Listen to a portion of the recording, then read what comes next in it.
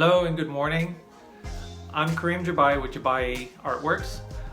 Today I'll be doing a review about a new set of acrylic paints that I received from my good friends at Jerry's Artarama.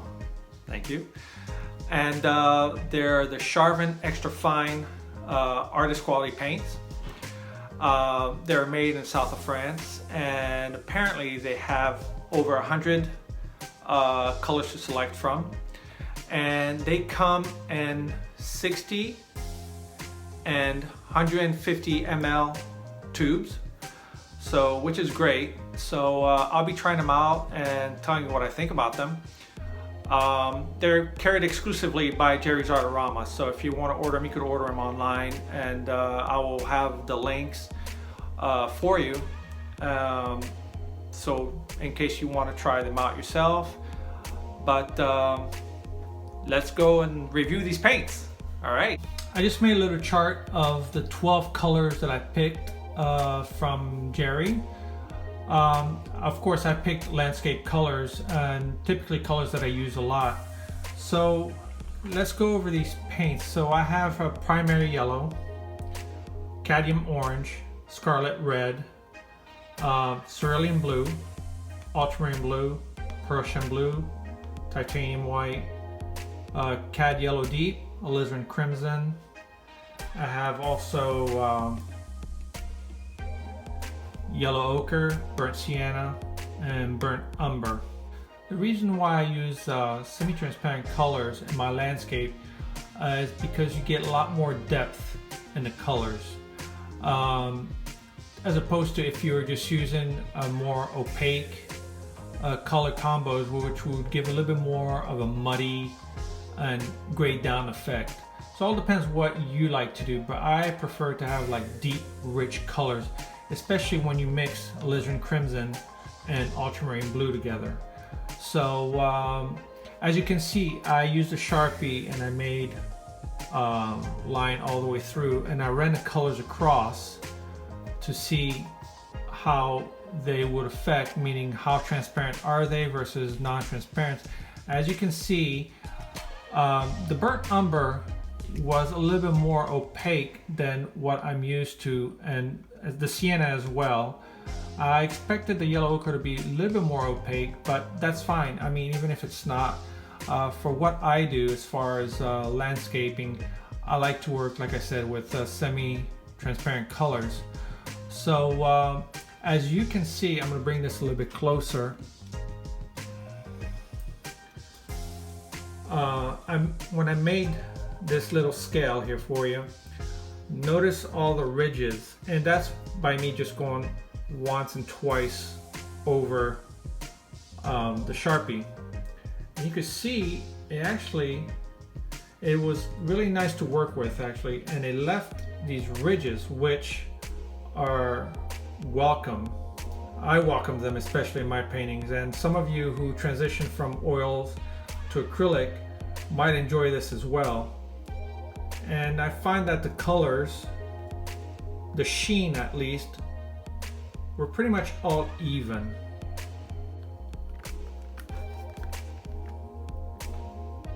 So here are the paints when you receive them, and it's a nice box. So like I said, they're made in Paris, and this is how they come. So like I said, they come in 60 and 150 ml, and I found them to be very reasonable as far as pricing goes. Typical, most paints come in 40 ml, 150 ml to 200 ml, and for the size, I was very happy. This is French ultramarine, and apparently comes from a single pigment. This is, I believe, PB29.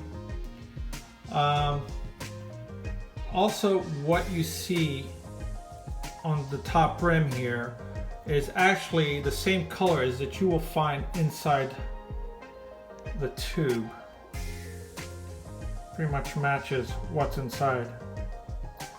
So you pretty much know what you're going to get into. Also with the paints, Jerry was very nice and kind enough to send me these brushes as well. They're the Berlin line sold exclusively at Jerry's Artarama. They're by Creative Marks. So this is apparently, like you see, a number 4 bright. And you can tell the bright from the flat because the bright's got a shorter hair filament versus a flat. Here's a flat here. You can tell the bristles on the flat are a lot longer. This is a number 2.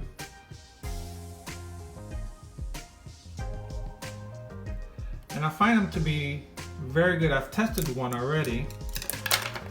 I tried out this filbert that they sent me. The number 4. And nice and springy. Holds its shape.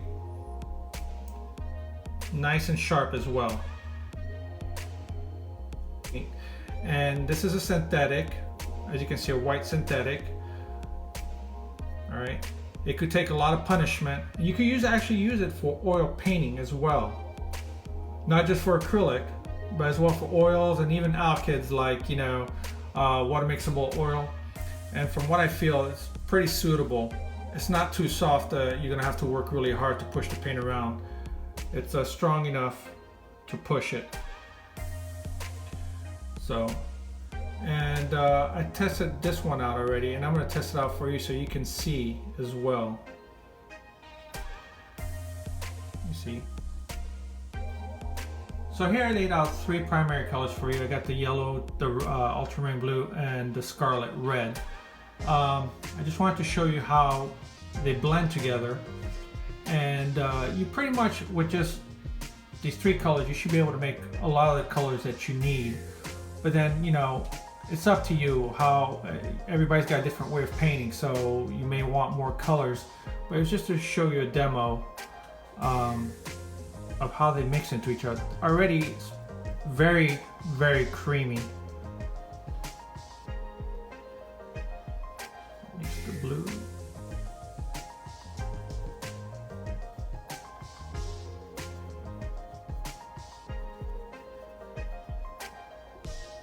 Very nice, it's very smooth.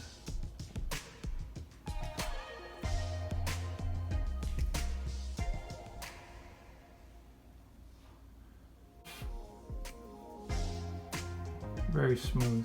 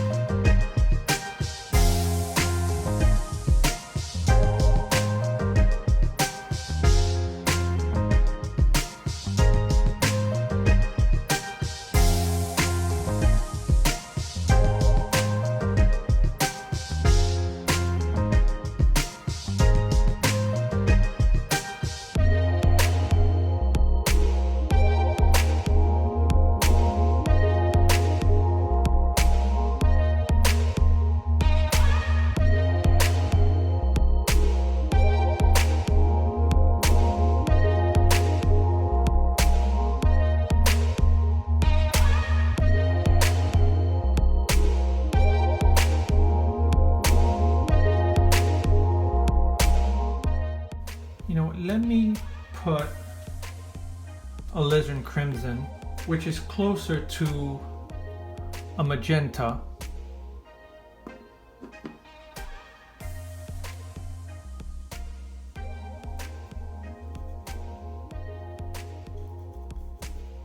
There you go. I think you got a lot better purple here. I hope you guys can see that.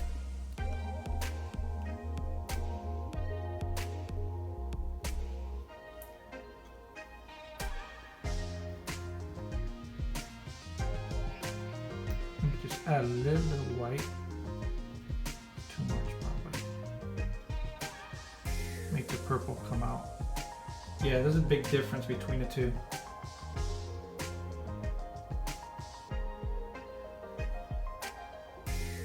And look how I'm able to extend that. Really nice and smooth. Now here's something that I wanted to test. Color change. So I have a brand new out of the tube yellow, primary yellow, and this one's already dry. So I'm going to focus a little bit closer and see how close they match. But when it comes to acrylic, as the color dries, they become a little bit darker than what you initially saw when it was wet. So, and that's because of the binder resin that they add. Usually it's a milky, kind of an opaque white binder that they add to it. And when that binder dries, then the actual color comes out. So let's try it out. So let's take a nice swab of yellow. It's a clean.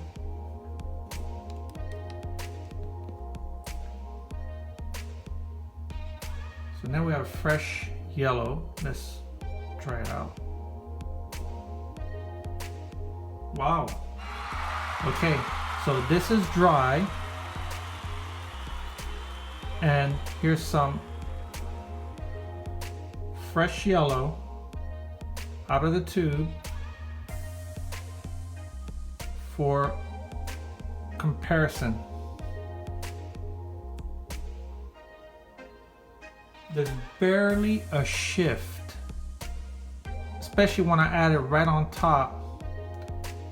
Let me pull it out a little bit more here for you to see. Let me put a nice, without getting it mixed up here. Can you see this? There's barely a shift. So you could tell there's some strong pigmentation, high quality colors that they're using here. Let me try a different color. Let me try orange. Put a blob of that out. Right out of the tube. Holds its peak. So let's try this out.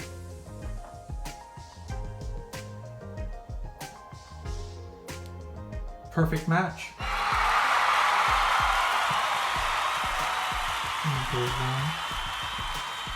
You can see. No shift. Barely even see a shift. Let me see as far as covering power.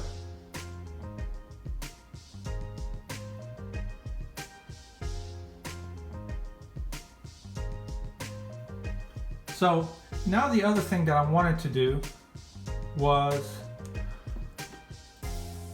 I told you I wanted to try directly on there to see if it really matches what they show. So let's pick some orange here.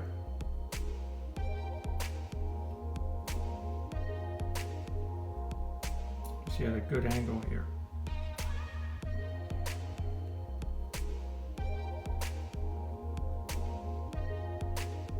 Hope you guys can see this.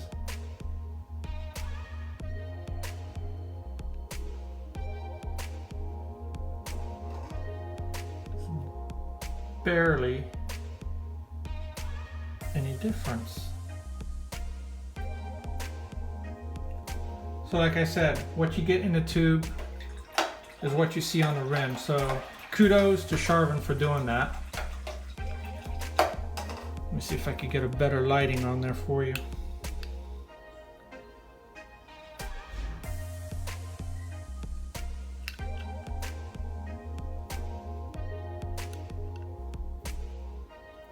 I want to see how far I can stretch this paint after mixing it.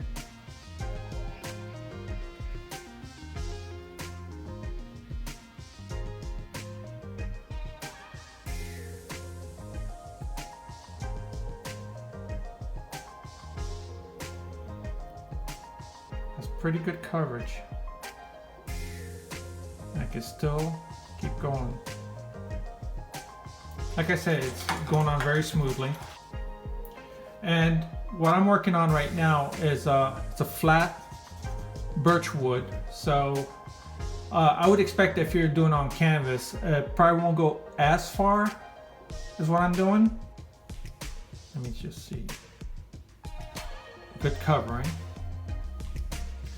Just want to see what happens when I go with a thicker paint, how well it will cover on top.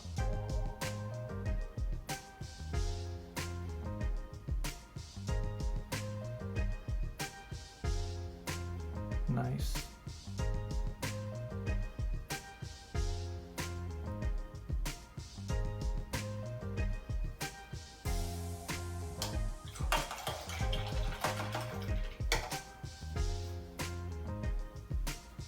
So far so good. I mean, I'm happy.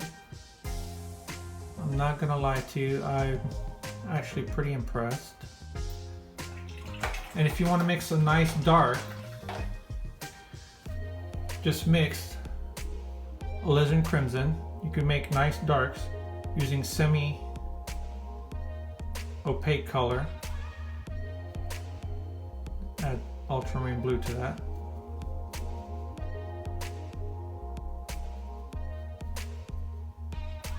That alizarin crimson is pretty powerful.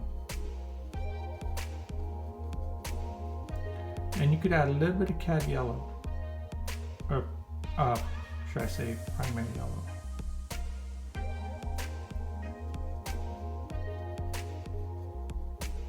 And you can make a nice dark with that.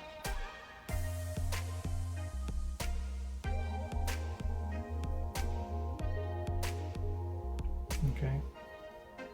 You could actually just put out some burnt umber. So we made this dark color using alizarin crimson and ultramarine blue. So now let's go for ultramarine blue and burnt umber.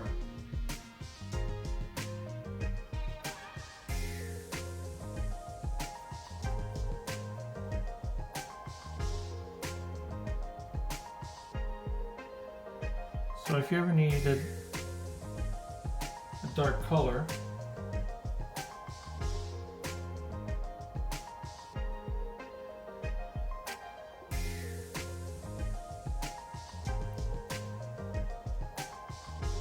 so all in all, with all this being said, really the next thing for me to do is do a little demo for you, painting demo. So that will be on the next video for you. So I will have the links for you where you can find these paints. They're at Jerry's Artarama exclusively. I mean, Charvin, you could find them over there, including the Berlin brushes. They're nice and long, by the way. You find those also at Jerry's. They're the house brand, but these are very, very nice. Now I've used their Power Acryl, their Pro Acryl, all their house brand, and till now, some of you have known me, seen me paint, and I've showed you the brushes that I use. And to this point, I have not been disappointed at all. A lot of the brushes are still holding their shape. They're not swollen. And that's the other thing with these synthetics, they don't swell like natural hair would. Okay, they hold their edges, they're nice and sharp, and they stay that way for a long time. A lot of my brushes I still have, they've been 3 years. I've neglected a lot of them, to tell you the truth. But they're holding up. They're doing what they're supposed to do, and they're Jerry's house brand. And same with these, but these are the first time I've ever used them, the Berlin. So if you ever decide to give it a try, here it is again, by Creative Mark. And this is a filbert, nice and sharp.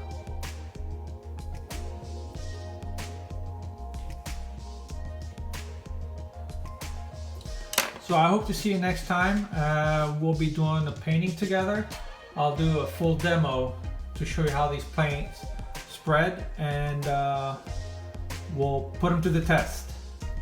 I hope you guys have a great day. If you have any questions or if you want to know more about the paint, feel free to leave them in a comment, and I will be more than happy to help you out. Thank you very much.